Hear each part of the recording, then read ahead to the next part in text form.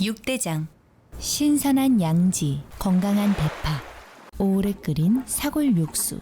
육개장 한 그릇에 온 힘을 다하니까 건강하다.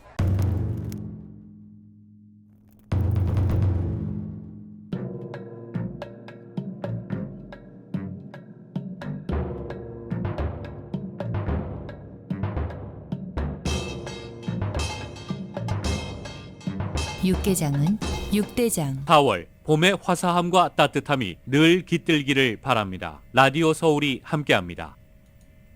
강혜신의 오늘의 미국.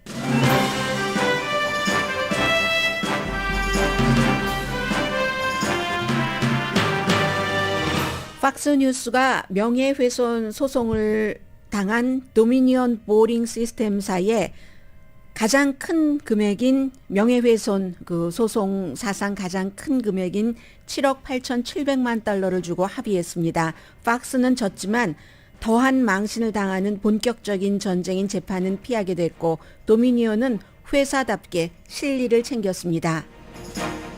세계가 지켜본 이 케이스는 부정선거가 아닌 줄 알면서도 부정선거라고 선동한 팍스뉴스가 시청자를 따라가다가 거짓의 구렁텅이로 빠졌다는 게 결론입니다. 문제는 시청자가 만들어내는 돈을 따라가다 거짓을 일삼은 것이고 팍스가 이를 인정했습니다.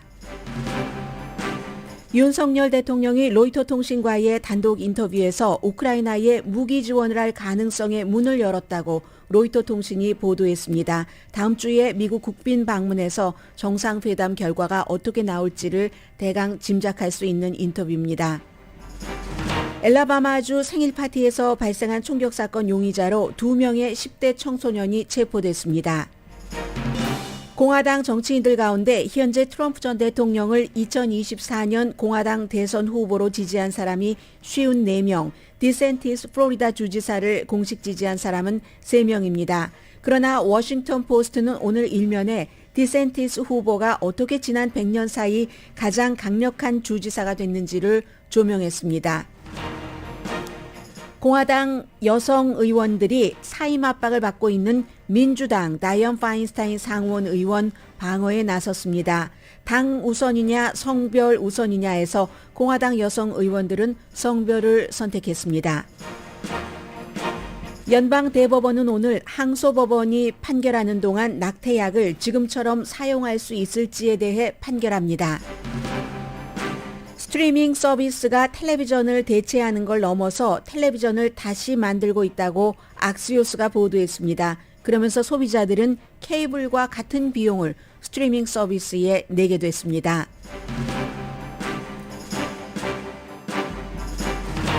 여러분 안녕하십니까? 오늘의 미국 강혜신입니다. 아마 오늘 미국에서 방송되는 한인 방송사 가운데서는 이 내용을 탑뉴스로 선택한 방송사가 드물 겁니다. 저는 오늘의 미국이기 때문에 미국의 탑뉴스를 그대로 선택을 해서 전해드리겠습니다. 팍스뉴스가 명예훼손 소송을 당한 도미니언 보링 시스템사에 7억 8,700만 달러를 주고 합의했습니다. 어제 그렇지 않아도 예정대로라면 로스앤젤레스 시간으로 새벽 6시에 재판이 시작됐어야지 됐고 그래서 제가 어제 방송이 진행되는 동안 한마디도 여기에 대해서 말씀드리지 못했습니다. 결국은 로스앤젤레스 시간으로 오후 1시쯤 거의 양측 변호사들이 이제 오프닝 스테이트먼트를 하려고 하는 그때에 합의가 이루어져서 배심원들이 이제 짐 챙겨가지고 나갔거든요. 16억 달러를 도미니언 보링 시스템은 요구를 했지만 그것보다 작습니다. 7억 8,700만 달러인데 이것이 미국에서 명예훼손 소송으로는 가장 큰 금액이거든요. 언론사 상대 명예소송에서 가장 큰 금액입니다. 그리고 7억 8,700만 달러면은 팍스가 2022년도 전체 매출이요. 이윤이 아니라 매출의 6%니까 대단한 거죠. 팍스는 지금 현금과 현금에 준하는 그런 캐시 보유율이 41억 달러입니다. 보유한 캐시의 한 5분의 1 정도를 도미니언 보링 시스템에 주고 합의를 했다는 겁니다. 그러면 이 도미니언 보링 시스템은 2018년도 사모펀드에서 이 회사를 인수할 때 8천만 달러였거든요. 팍스에서 받아내는 돈이 7억 700만 달러, 거의 10배입니다. 당시에 그 회사의 2018년도의 가치보다. 그런데 이제 뒤에 청취자 여러분들과 또 저와 오늘의 미국과 라디오 서울과 연관되는 것을 전해드리겠습니다마는, 일단 이 재판에서 보면은 팍스가 재판에서는 진 거죠. 합의를 했지만 돈을 줬으니까. 전쟁에서는 이겼다고 볼 수 있습니다. 왜냐하면 재판이 한 6주일 동안 진행되면서 루퍼트 머독도 텔레비전으로 막 생중계도 되고 할 수도 있는데 우리가 알고도 거짓말로 계속 그랬습니다. 돈 벌기 위해서. 션 해니티도, 터커 칼스도, 로라 잉그램도 계속 나와서 그렇게 말을 할 수밖에 없는, 그걸 모든 사람들에게 확인을 텔레비전을 통해서 파워풀하게 확인을 해줄 수 있는 그런 상황에서 그것은 피하고 싶었던 겁니다. 우리가 지금 보유하고 있는 현금 5분의 1을 도미니언 보링 시스템에 주더라도, 팍스가 도미니언 보링 시스템이 뭐 우고 차베스와 관련된 뭐 이렇게 해서 우고 차베스를 지지하기 위해서 만든 회사다, 민주당 돈이다, 이 부정선거다, 트럼프라고 찍으면 바이든으로 바뀐다, 이렇게 얼마나 많이 선동을 하면서 부정선거였다고 얘기를 했는데, 이걸 어제 다 가짜였다고 인정을 했습니다. 성명서에서는. 아마 오늘 아침 팍스 텔레비전을 보신 분들은 이런 내용 하나도 못 보셨을 겁니다. 다만 도미니언도 이만큼의 2018년도 회사 가치의 10배를 받는 대신에 팍스가 텔레비전에서 공식적으로 이 모두한 것을 소소히 밝히면서 사과하는 것, 이것은 조항에 넣지 않았습니다. 다만 어제 성명에서 지금까지 재판부가 얘기했었던 것, 션 해니티, 터커 칼슨, 루퍼트 머독이 다 그 지적했었던 것들. 그래서 심지어 터커 칼슨은 어떤 기자가 제대로 보도를 하면 저 기자 잘라버려야지 돼, 막 이렇게 얘기를 하고, 션 해니티도 1초도 시드니 파웰이라는 저 여자가 말하는 걸 나는 믿지 않아 하면서도 계속 출연시켰다는 거잖아요. 부정선거라고 얘기할. 왜냐? 아주 더 조잡한 방송을 하는 뉴스맥스나 원 아메리카 네트워크나 에폭 타임스나 이런 데로 시청자가 가는 것을 막기 위해서 그랬다는 겁니다. 돈 때문에 이걸 주고라도 아무튼 그런 것을 최고 경영자, 뉴스 디파트먼트의 최고 경영자, 스타 오피니언 리더들이 텔레비전에 나와서 얘기하는 것은 아무튼 막기 위해서, 그러니까 이 부분에서는 이겼다고 보는 겁니다. 배심원들이 다 자리에 앉고 나서 2시간도 더 지나서 이게 합의를 된 거거든요. 그래서 도미니언에 대해서 이제 재판부가 그동안 여러 가지 뭐 텍스트, 전화, 메시지, 이메일 등등을 통해서 법원이 이제 가짜 뉴스를 알면서 뿌렸다 하는 그런 그 법원의 지금까지의 판단을 팍스가 성명에서 인정을 했습니다. 처음에는 얼마나 도미니언이 거짓말한다고 하더니 결국은 인정을 했고, 앞으로 언론의 아주 높은 표준을 따르겠다라고도 했지만 지금까지 팍스가 해온 그 높은 표준을 이어가겠다라고도 얘기를 했습니다. 다만 방송에서 사과하지 않기 때문에 팍스 텔레비전을 보신 분들은 이 내용에 대해서, 팍스에 대해서는 보실 수가 없을 겁니다. 어제 이제 재판이 이제 합의가 끝나고 나서 완전히 양쪽이 다 스타 변호사들이잖아요.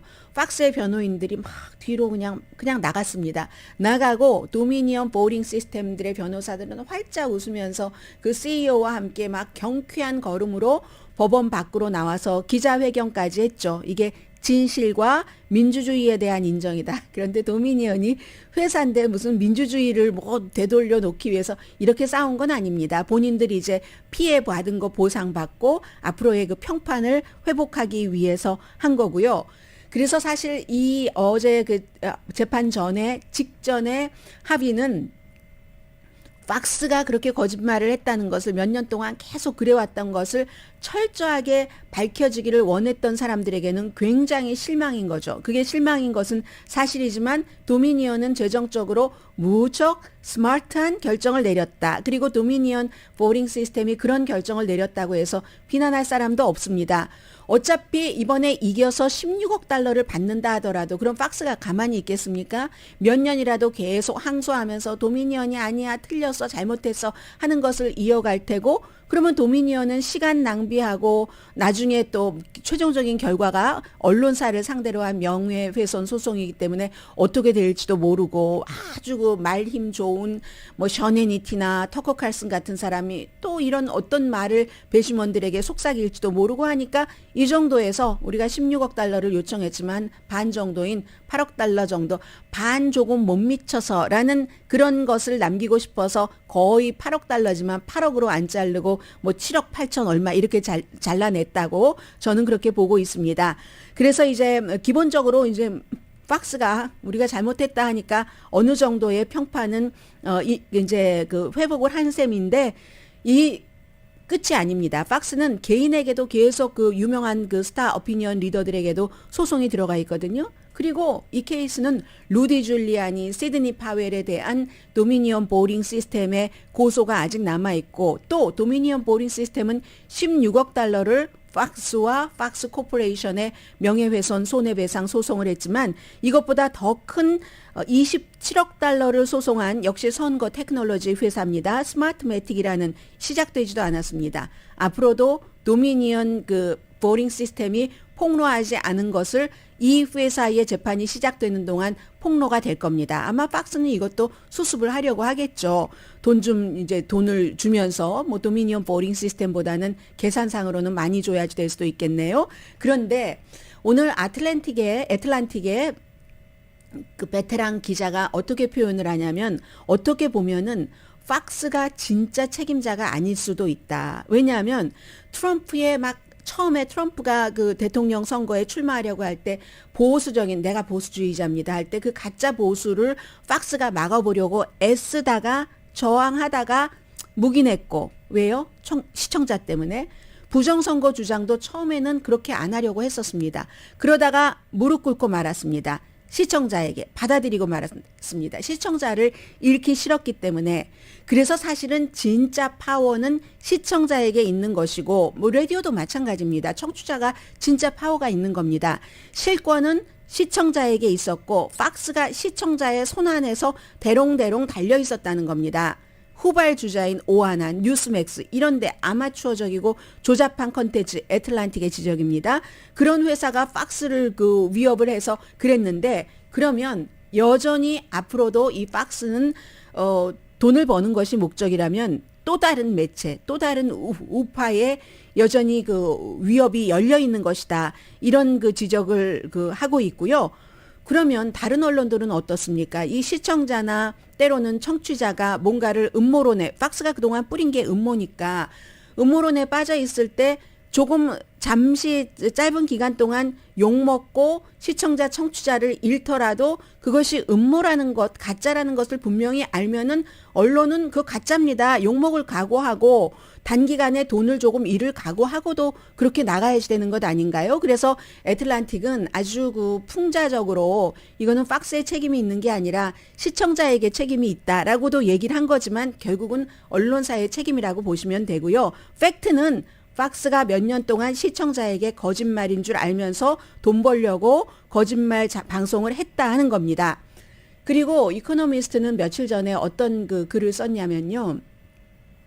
그 2021년도에 숨진 러쉬 림보, 한국 분들 가운데서도 보수주의자이신 분들은 러쉬 림보의 라디오를 나중에 이제 팟캐스트로 옮겨간 그 러쉬 림보의 쇼를 많이 들으셨습니다. 굉장히 입심도 좋고 연구도 많이 하고 무엇보다도 오디너리 피플들이 생각하고 있는 것을 그대로 전해준다 했는데 이 그 시청자가 오히려 그 팍스를 쥐고 있었던 다하고 마찬가지로 러쉬 림보가 1990년대 초부터 30년 동안을 계속 생각했었던 것이 라디오로 성공해서 팟캐스트로도 성공할 때는 항상 뭐 교육받은 사람들은 이게 이렇다 저렇다 틀렸어 맞았어 뭐 이렇게 하려고 하지만 사실은 러쉬 림보는 언제나 종교적으로 보수 또 일하는 블루칼러 그런 사람들의 말을 듣고 그 사람들이 원하는 말을 해준다는 겁니다. 이게 사업이야.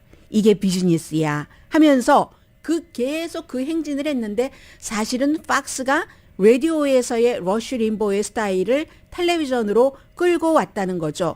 아무튼 러쉬 림보가 그렇게 인기 있고 돈을 잘 벌고 하는 것은 지금 자신의 그 방송 프로그램을 듣고 있는 사람들이 무엇을 원하는가 그걸 잘 파악을 해서 그 말을 조금 더 세련되고 자료를 뒷받침해서 재미있게 말도 아주 재미있게 하잖아요. 아주 편안한 차림으로. 그래서 이겼다. 30년을 한결같이 이렇게 해왔었다 하는 건데 사실은 이게 꼭 맞는 것인가 하는 것을 이제 다시 한번 생각을 하게 하는 거죠. 시청자 따라가기. 러쉬 림보의 말대로. 러쉬 림보가 설령 시청자가 지금 청취자가 분명하게 틀린 생각이 있을 수 있잖아요. 음모론에 막 물들어서. 그런데도 시청자가 저걸 원하니까 나는 그걸 말해줘야 돼. 그래야지 광고가 많이 붙거든 하는 생각을 하는 것이 옳은 것인가? 뭐 제가 여러분들께 이제 여러분과 제가 오랜 동안 같이 방송을 하고 있기 때문에 그냥 저의 입장이라고도 생각을 하셔도 괜찮을 것 같습니다. 그리고 어떠한 언론의 사명 같은 것이 이번에 경계라고 할까요? 이런 것들이 표현의 자유에 있어서의 경계 같은 것이 팍스와 도미니언 보링 시스템에서 다 드러났기 때문에 한번 기회가 있어서 말씀을 드리는 겁니다. 팍스도요. 선거가 끝나고 나서 3개월 동안은 트럼프 전 대통령 인터뷰 안 했습니다. 싹 외면하고 론 디센티스를 날마다 띄워줬어요. 그런데도 시청자들이 론 디센티스보다는 트럼프를 좋아하니까 다시 트럼프와 손을 잡고 있습니다. 트럼프에게 문제가 생겼을 때. 기소되고 뭐 여러 가지 또 무슨 기밀 문건 뭐 이런 것으로 영장 청구 받아서 무슨 FBI가 급습하고 이럴 때마다 트럼프의 지지자들이 그쪽에 몰리니까 팍스도 이거 아니야라고 하려고 하다가 그렇게 갔는데 목적이 노블하지 않다는 거죠. 그게 고귀한 목적이 있어서가 아니라 돈 따라서 시청자가 팍스 안 보면 광고가 안 붙어서 그러니까 시청자가 그렇기 때문에 결국은 시청자가 움직이기 전에는 팍스는 2024년도에도 또 같은 시청자가 음모론을 믿고 싶으면 그렇게 갈지도 모르겠습니다. 아무튼 이것은 밴더빌트 대학교의 보수적 미디어 그 역사가인 니콜 해머 교수가 얘기를 한 겁니다. 그래서 루퍼트 머덕이 언론이 때로는 이제 시청자가 원하는 알고 싶은 것, 생활 정보 같은 것을 많이 알려드리는 게 이제 저희의 사명이죠. 그렇지만 뭔가를 요즘은 매체가 많으니까 전통적인 매체 이외에 여기저기서 음모론을 갖고 물들어 계실 때 저희가 그건 아닌데요라고 말씀을 드려야 되는 것도 있잖아요. 그런데 이 교수는 루퍼트 머덕은 사실은 어느 정도 돈도 벌면서 또 어떤 일정 시기가 지나면 잘못된 것을 바로잡아서 시청자들에게 바로잡을 수 있다라고 생각을 했다는데 그게 안 된다는 겁니다. 어떻게 두 가지를 다 합니까? 그러니까 그렇게 구렁텅이로 빠져 들어갔고 무슨 시청자나 청취자를 무조건 우리가 언론이 더 잘 알아 뭐 엘리트하고 이끌려고 해서도 안 되지만 무조건 또 시청자나 청취자가 들으려고 하는 것만을 해도 그것도 목적 자체가 광고, 돈 받기 위해서 그래도 결국은 흥하지 않는다는 겁니다. 한참 흥했죠. 몇 년 동안 흥했다가 지금은 팍스가 텔레비전을 통해서 저희가 거짓말인 줄 알면서도요 돈 벌려고 그렇게 했습니다 라고 얘기를 팍스를 통해서 얘기하지 않아도 웬만한 사람 다 알잖아요. 특히 중도적인 사람은. 해서 팍스도 이긴 것 같지만 졌고 진 것 같지만 있기는 있고 어쨌든 사실인지 아닌지를 파악할 힘과 시간을 그쪽에 많이 쓰는 사람들은 그런 것을 사실인지 아닌지를 파악을 해서 사실이다 아니다를 가려내는 것. 욕먹더라도 그게 편하고 그게 장기적으로는 성공하는 길인 것 같고 팍스는 그걸 하지 못해서 이번에 뭐 거의 8억 달러를 주고도 신뢰도는 많이 떨어졌다는 것이 증명됐던 재판 직전의 합의였습니다.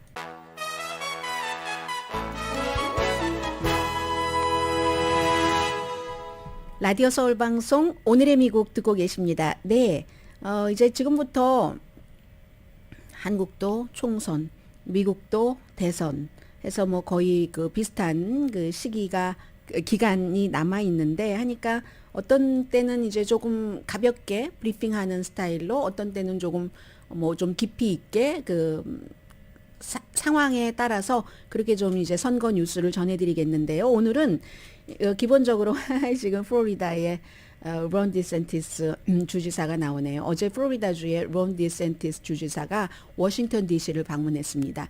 워싱턴 DC를 방문을 해서 플로리다주 출신의 연방 의원들을 단속하기 위해서 플로리다주의 연방 그 의원들이 누구를 지지하느냐? 트럼프를 지지하느냐? 론 디센티스를 지지하느냐.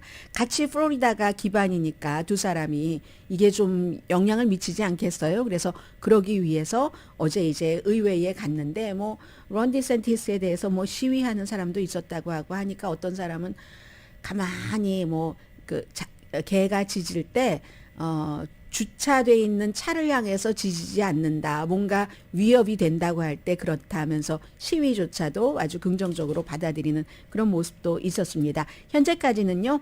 아직까지는 그 트럼프 전 대통령이 일반 여론에서도 그렇지만 의사당의 정치인들 사이에서도 2024년도 나는 트럼프를 공식 지지합니다. 이렇게 밝힌 사람이 훨씬 많습니다. 아직 하원에서는요. 밝히지 않은 사람이 공화당만입니다. 민주당은 아니고 176명. 222명 가운데서 176명. 트럼프를 지지하겠습니다. 45명. 그리고 디센티스는 45명 대 3명밖에 안 돼요. 상원으로 가면은 상원은 지금 공화당이 49명이잖아요. 상원 의원이. 그 가운데서 39명이 아직 결정하지 않았다고 하고 9명은 트럼프. 한 명은 이건 이제 론 디센티스도 아니네요. 뭐 별로 후보가 될 가능성 없는 것 같고. 그래서 뭐 9명은 대강 뭐 짐작이 되는데요. 무슨 뭐 아주 콜로라도주에서 그 하원 의원이고요. 뭐 테드 크루즈 이런 사람이 되겠죠. 뭐 조시 하울리 뭐 이런 사람들이 될 것 같습니다. 그렇게 돼 있는데 그래서 이제 아무튼 공화당 정치인들은 아직까지는 트럼프 그 전 대통령을 지지하는 사람이 많지만 그래도 215명이 지지를 선언하지 않았습니다. 하원 221명, 상원 49명 중에서 215명이 아직 결정하지 않았다는 그런 얘기고요. 그런데 이제 오늘 아침에 그 워싱턴 포스트를 보면은 일면에 굉장히 길고 심도 있는 기사입니다. 워싱턴 포스트가 이제 특징이 정치에 가장 강하기 때문에 론 디센티스라는 사람을 정치에 강한 신문 워싱턴 포스트는 주목을 하고 있는 겁니다. 지금 최근에 트럼프 전 대통령보다 많이 지지율이 떨어졌어도 이 사람이 보통 사람이 아닌데 물론 워싱턴 포스트는 굉장히 진보적인 신문이기 때문에 기본적으로는 론 디센티스를 공식 지지하는 그런 입장이 될 수는 절대로 없지만 이 사람이 어떻게 플로리다주에서 지난 100년 거의 1세기 만에 가장 강한 주지사가 됐는가 하는 것을 아주 심도 있게 파악을 했거든요. 제가 모든 분들께 다 자세히 뭐 알고 계실 필요는 없을 것 같아서 핵심적인 부분만 말씀을 드립니다. 론 디센티스 플로리다 주지사는 지난번 선거에서 거의 20%, 19.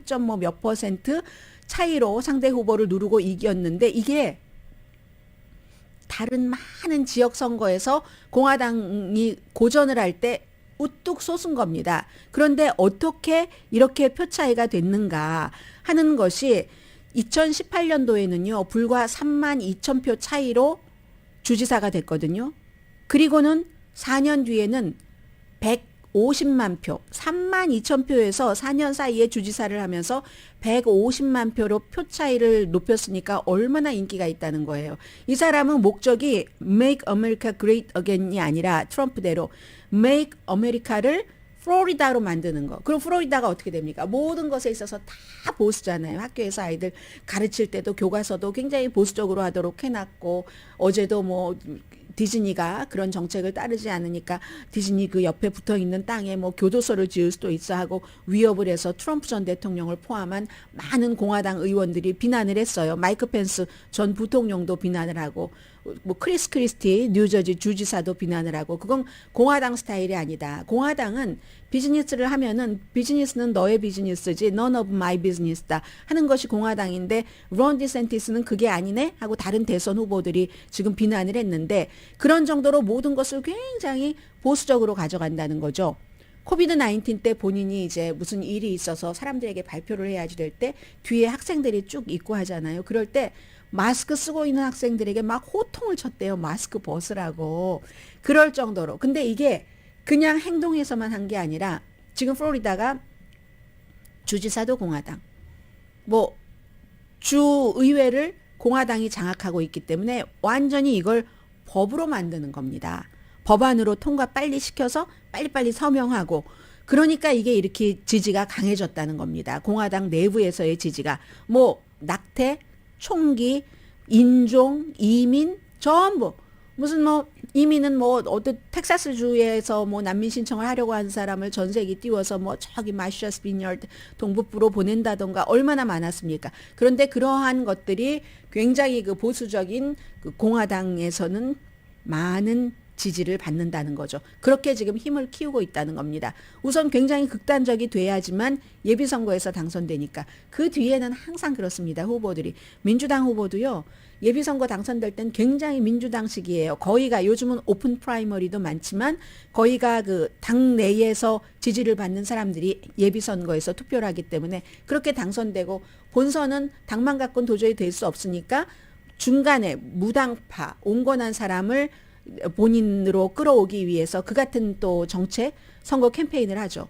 지금 미국이 민주당 25%, 공화당 25%, 그리고 49%가 무당파라는 것 아니겠습니까? 아무튼 오늘은 워싱턴 포스트가 일면에 지금까지 론 디센티스는 어찌 보면 트럼프보다 더 무서운 사람이다. 트럼프 전 대통령은 또 이랬다 저랬다 하는 거라도 있고 완전히 막 단단하지도 않는데 그리고 기분에 따라서 행동하기도 하는데 그것도 아주 천재적으로 어떤 때는 그런데 론 디센티스 같은 경우는 정확하게 이 사람 정말 똑똑하고 공부도 많이 한 사람이거든요. 그러니까 처음부터 굉장히 계획적으로 한다는 거예요. 단단하게 해서 더 무섭다. 메이크 아메리카 그 플로리다처럼 하면은 캘리포니아주 사람들이 플로리다에 가면은 엄청 이상한 사람 대접받는 겁니다. 아무튼 그런 것이고요. 그리고 그런 점도 있고 그렇게 그 플로리다주에서 입법을 함으로써 본인 곁으로 딱 공화당을 몰리게 했고 지금 책을 하나 썼잖아요. 뉴욕타임즈에 아마 이번 주 일요일이 되면은 6주일째 베스트셀러 그 탑 그 순위에 올라가 있을 겁니다. 그걸 전했고요. 그리고 공화당에도 많진 않지만 연방 그 상원 의원 가운데 여성들이 있잖아요. 그 여성들이 민주당의 다이언 파인스타인 연방 상원 의원을 보호를 하고 있습니다. 물론 어제 이제 이 그 다이언 파인스타인 의원이 2월부터 대상포진에 걸려서 지금 투표도 하지 못하고 하니까 민주당으로서 뭐 걱정되는 그런 사람들도 있고 아니면 이 사람이 빨리 사임해야지 내가 지지하는 사람이 그 임기 채우고 나중에 정식 선거에서 정식 상원의원이 되잖아 하는 뜻으로 하는 사람도 있지만 사임하라는 압력까지 나오잖아요. 민주당에서.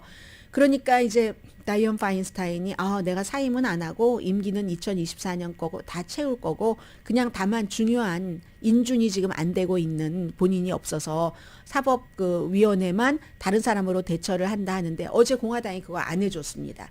그거 하려면 공화당 표가 적어도 10표 필요하거든요. 임시로 사법 그 법사위원회에 그 위원 멤버를 만들기 위해서는 민주당에서. 근데 그거 안 해줬고요. 당연히 안 해주겠죠. 해서 그렇게 해주고 나면은 뭐 아무튼 어쨌든 인주는 뭐 과반만 돼도 되는 것이니까 바이든이 원하는 사람을 빨리빨리 그 자리에 놓을 수가 있잖아요. 일이 잘 돌아가면 공화당은 싫죠. 미국이 양당제이기 때문에 결국은 잘 못해서 본인들이 정권을 잡기를 원하는 게 큽니다. 상원에서도. 그래서 그런데 그 사이에도 공화당의 연방 상원 의원 몇몇 사람은 예를 들어 아이오와주의 조니 언스트 유명하잖아요. 이분도 남자라면 이런 일이 일어났을까? 뭐 아파서 몇 주일 안 나온다고 이렇게 얘기를 했고 마샤 블랙번 테네시주의 상원 의원입니다. 나는 말이에요. 뭐 나이를 차별한다. 89살이니까요. 이 그 다이언 파인스타인이 나이 차별한다, 성 차별한다. 이건 잘 모르겠어요. 그런 건 잘 모르겠는데 분명한 건 남자 상원 의원한테는 이런 일이 안 일어난다는 겁니다. 이렇게 얘기를 했으니까 이게 민주당의 낸시 펠로시 하원 의장이 한 얘기와 똑같은 거잖아요. Interesting. 남자 의원이 그럴 땐 어디 그러는 일이 있느냐 하는 건데 지금 이게 로카나 그 실리콘밸리가 지역구인 이 의원은 사임하라고 얘기를 하죠. 젊은 남자 의원은 인도계 다이언 민주당인데도 불구하고 그래야 본인이 원하는 사람이 게빈 뉴섬이 아프리칸 아메리칸을 그 자리에 넣겠다고 했으니까 게빈 뉴섬도 뭐 이거 주지사 끝나고 나서 뭐 대선에 한번 나가볼까 막 이런 생각을 하니까 민주당으로서 아프리칸 아메리칸의 강력한 표가 없이는 큰 일을 할 수 없다는 걸 알고 일단 그 자리에 아프리칸 아메리칸을 한다고 하는데 바로 그 아프리칸 아메리칸 라스트 네임이 리인 바바라 리 저쪽 북쪽에 북가주에 있는 의원이 정치인이 바로 로카나가 지지하는 사람입니다.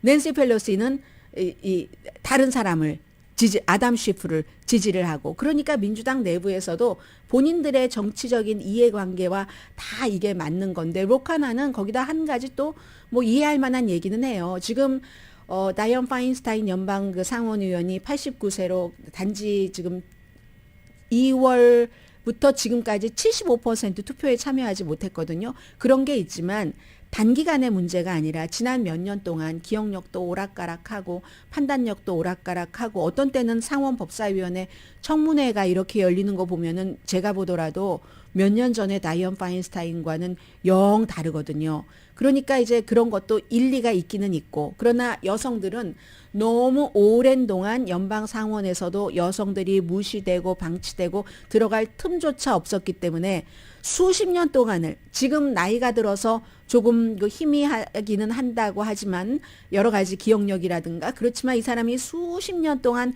해왔던 것을 볼 때는 그 사람이 원하는 때 그것도 사임하는 기간을 딱 정해놨잖아요. 이번 임기까지만. 그러면 그것을 존중을 해줘야지 된다. 이제까지 남자들은 다 존중해주고 뭐 100살 넘고 뭐 이러면서 왜 여자 의원에게만 그러느냐. 이것도 이해가 되고 저것도 이해가 되고 하거든요. 이게 지금 미국이 보고 있는 그림이고요. 오늘 연방 대법원이 제5항소법원 루이지아나에 있는 그 항소법원이 판결한 낙태약을 쓰기는 쓰는데 제한적으로 써라 하는 것을 그대로 하라고 할지 아니면 항소법원의 완전한 판결이 끝나기 전까지는 지금까지 있는 그대로 뭐 임신 10주까지도 이 낙태약 미페프리스톤을 쓸 수 있게 하는지에 대한 결정을 오늘 내려줘야지 됩니다. 그래서 이건 막 내용이 막 길게 나오는데 그냥 딱 제가 지금 말씀드린 이것 하나만 새 겁니다. 오늘이 데드라인이다. 이걸 사무엘 얼리또 대법관이 하거든요. 왜냐하면 이런 경우는 긴급 요청을 했기 때문에 긴급 요청을 한 것에 대해서는 또 긴급하게 판결을 내려줘야지만 되니까 오늘 그것을 지금 기다리고 있고요. 그 어떤 판결이 나오더라도 캘리포니아주를 포함한 17개 주와 워싱턴 DC에서는 또 그대로 미페프리스톤이라는 약을 뭐 또 사용할 수 있게 되고요.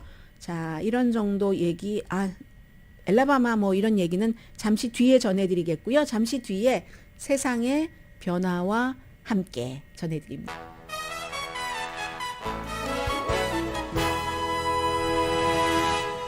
라디오 서울 방송 오늘의 미국 듣고 계십니다. 자, 여러분들께서는 넷플릭스가 세상에 나온 지 얼마나 된다고 생각하세요? 저는 뉴스를 하는 사람인데도 그렇게 오래됐는지는 몰랐습니다. 나중에 말씀드리고요. 스트리밍 서비스가 텔레비전을 대체하는 것을 넘어서 이제는 텔레비전을 다시 만들고 있다. 오늘 악시오스가 이렇게 표현을 했습니다. 그러면 텔레비전을 다시 만들어? 소비자는요. 텔레비전 사실은 스트리밍 쪽으로 간 게 케이블 텔레비전 돈이 너무 비싸. 응? 완전히 뭘 다 합쳐놔서 번들로 해놔서 이럴 수가 있어? 하면서 갔잖아요. 그런데 결국은 스트리밍 서비스도 그쪽으로 간다는 얘기입니다.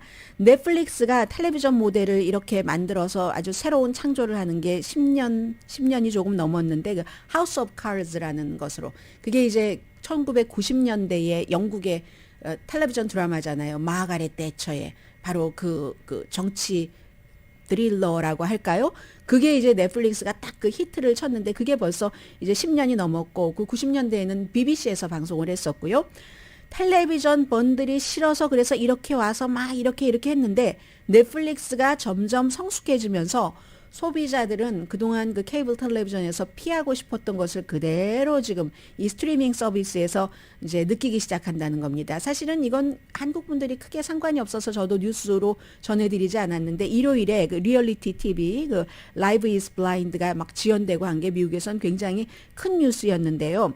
스트리밍 서비스가 지금 두 개의 세상에 끼어 있다고 얘기를 합니다. 이윤이 있지만 구독자는 내려가는. 왜냐? 경쟁자가 많아지니까는요.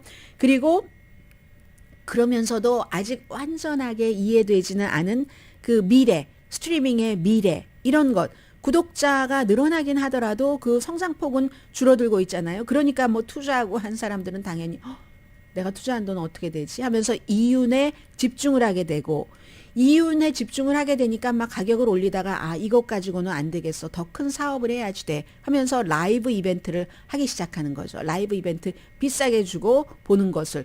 이건 결국은 그 소비자에게는 아주 그 좋은 환경은 아니잖아요. 그래서 초기에 비싼 가격 피해서 뭐 처음에는 넷플릭스도 $10 안 됐잖아요.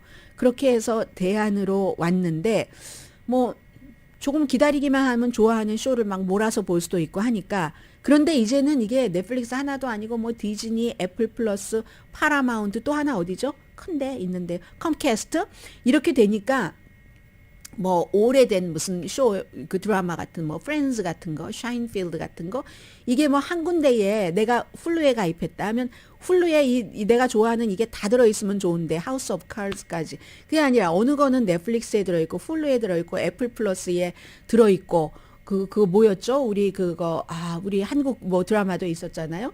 그렇게 되니까 카지노도 애플이었던가요? 그렇게 들어있고 하니까 이걸 다 조금씩 해야지 되는 거예요. 그리고 훌루도 처음에는 $5였다가 뭐 늘어나고 게다 대고 유튜브 같은 데서 라이브 하는 거는 얼마나 더 비싸요. 케이블보다 더 비쌉니다. 페이퍼뷰보다. 그러니까 이게 결국은 평균 이렇게 스트리밍 서비스를 많이 보는 사람들이 한 달에 내는 돈이 여러분 한번 계산해 보세요. $55에서 $86까지랍니다. 이거 뭐 좀 보면 그렇게 되는 거예요. 돈 내고 보는 거 보면은. 그런데 평균 텔레비전 비용이 지금 $83라고 하거든요. 똑같아진 겁니다. 라이브 스트리밍이나 그러나 이런 그 케이블이나 비싸게 됐다 하는 거고요. 내년에 그래서 그 넷플릭스가 오스카 시상식 라이브까지는 못하지만 오스카 시상식 전에 오스카 시상식의 결과를 어느 정도 예측해 볼 수도 있는 그 스크린 길드 배우협회의 시상식은 생중계를 한답니다. 그러면 이게 다 그 돈 그쪽에다가 내고 하는 거니까 돈을 얼마나 많이 받겠어요. 그걸 다 그때 꼭 보고 싶은 사람이 그렇게 많을지 모르겠습니다만은 어쨌든 넷플릭스가 여기까지 와서 한때 주식이 뭐 $40였다가 $600, $700까지 올라갔다가 또 내려오고 이런 모든 것을 거친 기간이 얼만큼이냐면요. 세상에서 딱 스트리밍 서비스 하면 넷플릭스야. 일단은 이렇게 넘버원으로 생각할 때까지 1997년도에 만들어졌대요. 캘리포니아주에서. 2007, 2017, 20몇 년 걸렸네요. 그리고도 10년 전까지는 아주 미미했고 10년 전도니 뭐예요? 한 몇 년 사이에 확 일반인들까지 퍼진 것 아닌가요? 그 정도로 모든 것은 아무튼 기다리고 버티고 실력을 키우고 하면 어느 정도 이제 뭐가 빛을 발하는데 빛을 발하면 뭐합니까? 다른 사람들이 가만히 있질 않아요. 또 쫓아오니까 나는 그것보다 더 높은 곳으로 더 넓은 곳으로 나아가야지 되나. 인생이 너무 힘들어요. 넷플릭스도 힘들겠다 예. 자, 몇 가지 총기 관련 뉴스를 좀 전해드리면 기본적으로는 4명이 숨지고 15명이 부상하고 크게는 다친 사람 전체적으로 32명이 되는 엘라바마 스윗 16 생일 파티에서 총격 사건을 일으킨 2명이 체포가 됐습니다. 17살과 16살인데요. 16살인데도 엘라바마주에서 지금 살인 혐의 등으로 이제 기소가 됐는데 성인 재판을 받게 한다네요. 그리고 어제 체포가 됐는데 동기는 아직까지 얘기하지 않습니다. 이 케이스는 참 이상해요. 처음부터 이 용의자에 대해서도 무슨 추정할 만한 동기에 대해서도 뭐 아직까지도 얘기하고 있지 않거든요. 그리고 야, 이거 정말 어린이네요. 아직 뭔가 판단력도 제대로 확실하게 서 있지 않을 그럴 정도의 청소년들이 이런 일을 저질렀습니다. 총을 손에 쥐고. 또 이 내용은 오늘 뉴욕타임스가 보도를 한 것을 전해드리겠는데 다른 많은 매체도 보도를 했지만요. 84살의 백인이신 분이 16살의 흑인 소년이 이제 집을 잘못 찾아가서 그 벨을 눌렀다고 하죠. 벨을 눌렀더니 그 집 안에서 뭐 유리를 통해서 문을 통해서 총을 쏴서 머리에 맞고 손에 맞고 이 청소년이 살아나긴 했습니다. 그런데 어머니가 얘기하는 걸 보니까 멍하니 완전히 황망하니 멍하니 이렇게 눈을 뜨고 그리고 눈물이 막 줄줄줄줄 흐르고 그러니까 그 사건에 대해서 많은 것을 그 반추한다고 할까요? 계속 그렇게 멍하니 있답니다. 물론 중간에 무슨 뭐 뭐 바이든 대통령과 통화도 하고 이런 일은 있었지만 이 84살의 분이 이 하루 이제 경찰에 들어갔다가 풀려났다가 사람들이 막 이렇게 말이 돼 이거 하니까 본인이 스스로 자수해서 경찰서에 갔는데 지금 또 보석금 20만 달러 내고 풀려났거든요. 무장 형사법 위반 1급 폭행 혐의지만 혐오 범죄는 아니라는 겁니다. 심지어 검사, 경찰이 인종이 이유일 수도 있다라고 얘기를 하는데도 혐오 혐의는 아닌 거예요, 지금. 그런데 이 청소년이 특히 뭐 우등생이었다고 하고 마칭 밴드의 멤버였다고 하고 하면서 뭐 이런 얘기를 하고 가만히 앉아서 뭐 어디만 응시한다고 하니까 그러는데 이 청소년은 또 솔직합니다. 경찰이 왔어요, 병원에 와서 인터뷰를 하는데 오지 말라는 소리는 들었답니다. 오지 말라고 하는 소리는 들었다는 게 청소년의 진술이지만 그렇지만 많은 사람들이 거기 이제 집이 드문드문 있고 뭐 뜰도 넓고 그래요. 많은 주민들이 얘기를 하는데 우리 집 앞에 수많은 사람들이 드나든다. 날마다 집 앞을 오고 가고 하는데 그런데 그렇다고 해서 내가 그 사람들에게 전부 그들의 머리에 총을 쏘지 않는다. 이게 이제 그쪽 지역의 대부분의 주민들의 얘기입니다. 더군다나 이게 미주리주 캔사스 시티에서 일어난 일이잖아요. 미주리주도 무슨 뭐 엘라바마 이런 데와 마찬가지로 스탠드 유어 그라운드 법이 있기 때문에 나의 이 지역에 내가 위험하다고 생각되면 방어할 수 있는 권리. 그런데 이제 이게 문제가 있는 거죠. 방어할 수 있는 권리가 있지만 꼭 필요한 경우가 안 되면 아니면 안 된다고 하는 것이고 그리고 지금 이 백인 이분은 소년이 그 문 손잡이를 잡았다고 얘기를 하는데 문이 두 개잖아요. 그 겉에 있는 문의 손잡이를 잡았다고 하고 소년은 문 손잡이는 안 잡았고 벨만 눌렀다. 이렇게 얘기를 합니다. 잠시 뒤에 뵙겠습니다.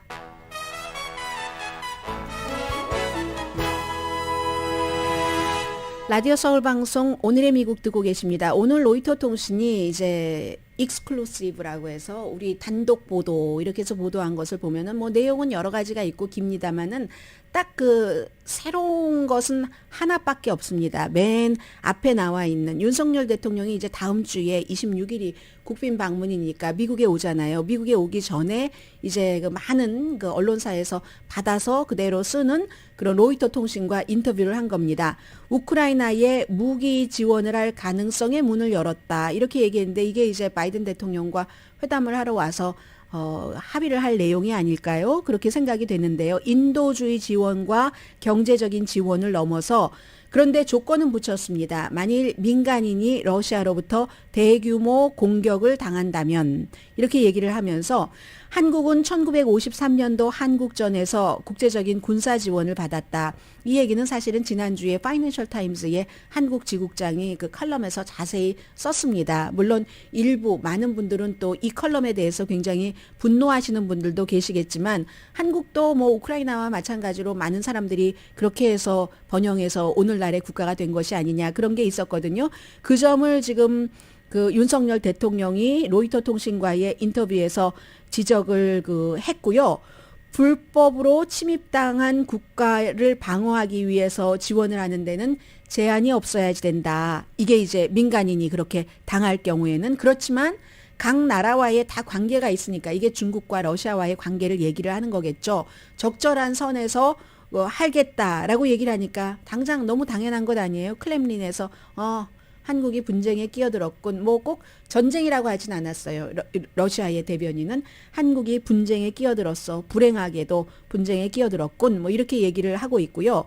그리고 파이낸셜 타임스의 크리스찬 데이비스라는 서울 지국장이 지난주에 컬럼에서 어떻게 썼냐면은 국방부의 기밀 유출 뭐 이런 거 막 얘기를 하면서 그 기밀 유출한 사실도 중요하지만 한국이 이렇게 우크라이나를 더 적극적으로 지원하는 것을 꺼려한다는 것을 다른 동맹국은 서운해한다는 거예요. 한국은 한국적인 입장이 물론 있다는 걸 이해합니다. 이해한다고도 인정을 한다고도 했어요. 러시아와의 관계 그런 것들도 있지만 그럴 권리도 있고 그런데 또 우크라이나의 운명이 본인이 며칠 전에 뭐 만났던 한국 고위 관계자는 너무 멀어요 해서 사람들이 와닿지 않는다. 그것도 충분히 인정을 할 만하지만 그렇지만 자신들의 역사적인 경험을 돌아볼 때 부산에 있는 한국전 그 묘지에 가보면은 거기에 미국인, 영국인, 프랑스인뿐만이 아니라 캐나다인, 컬럼비아, 이디오피아인 군인까지 있다. 그렇게 해서 한국이 사실은 전쟁에 이겨서 전쟁이 뭐 소련과 미국의 대리전이었던 어쨌든 이건 두고 전쟁이 일어났을 때 그런 사람들이 와서 한국이 그 다음에는 막 그런 시로 인해서 번영을 하고 오늘날 이런 국가가 된 것이 아닌가. 그 성공에는 다른 나라 사람들의 군인들의 희생도 있었다라고 얘기하면서 국제 시스템의 산물이 한국의 성공이다라고 얘기를 했거든요. 먼 곳에 있는 사람들이 그들을 위해서 싸우고 숨진 결과. 이 얘기를 아마 윤석열 대통령이 한 것 같고요. 그리고 윤석열 대통령이 또 무슨 얘기를 하던 한국에서 비난이 많을 텐데 저는 궁금한 것이 바로 이것입니다. 이것은 오늘의 미국을 후원해 주시는 분들부터 말씀을 드리고요.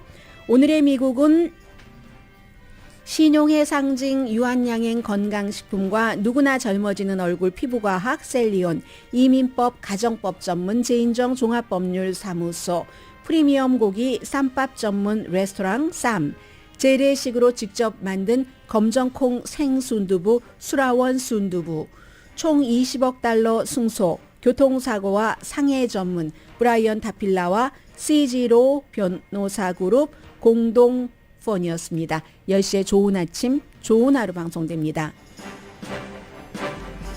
미국에 이제 뭔가를 이제 줄 수도 있다는, 더 적극적으로 지원할 수도 있다는 그 신호를 주기 위해서 그 전에 인터뷰한 것이 아닌가 생각이 되는데요. 그럼 한국은 미국에 이렇게 많은 것을 주면서 무엇을 받아갈 것인가? 왜냐하면 이번에 전기 자동차 7,500달러 그리고 뭐 4월 18일부터는 그 반 정도를 지원받는 전기 자동차 모델이 이제 거의가 그 미국 것이잖아요. 그러니까 그것도 글쎄 그 다음에 다른 것에 대해서는 어떨지 모르지만 한국은 그럼 무엇을 받아갈 것인가? 저는 그것이 굉장히 궁금합니다. 이 시점에 윤석열 대통령이 이렇게 준다면 강희신이었습니다.